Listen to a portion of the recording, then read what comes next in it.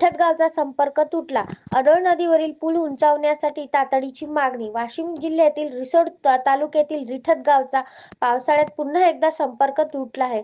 अडोळ नदीला आलेल्या पुरामुळे गावकऱ्यांना जीव मुठीत धरून प्रवास करावा लागत असून गरोदर महिला व रुग्णांना दवाखान्यात नेणे धोकादायक ठरत आहे. गेल्या अनेक वर्षांपासून अडोळ नदीवरील पुलाची उंची वाढवण्यासाठी निवेदन, बातम्या, पाठपुरावा सुरू आहे. रिठतचा संपर्क दरवर्षीच तुटतो. शासनाच्या बेजबाबदारपणामुळे ग्रामस्थ संतप्त. रिसोड तालुका तहसीलदार प्रतीक्षा तेजनकर यांच्यासमोर ही मागणी मांडण्यात आली होती. मात्र आपत्ती व्यवस्थापन विभागाकडून अद्याप निधी उपलब्ध न झाल्याने ग्रामस्थांचा संताप वाढला आहे.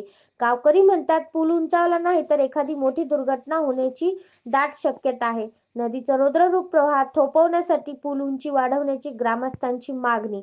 नदीच्या प्रवाहातून जाताना रिठत गावकऱ्यांना बळी गेला तर त्याला जबाबदार कोण, हा एक मोठा प्रश्न निर्माण झाला आहे. तरी लोक धोकादायक प्रवास करायला मजबूर आहेत.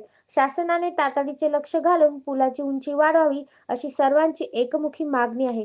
शासनाने या विषयाची दखल न घेतल्यास रिठतमधील संतप्त गावकऱ्यांनी जिल्हा अधिकारी कार्यालय समोर वाशिम येथे आंदोलनाचा इशारा दिला आहे. या बातमीचा आढावा घेतला आमचे जिल्हा प्रतिनिधी प्रताप नागरे यांनी.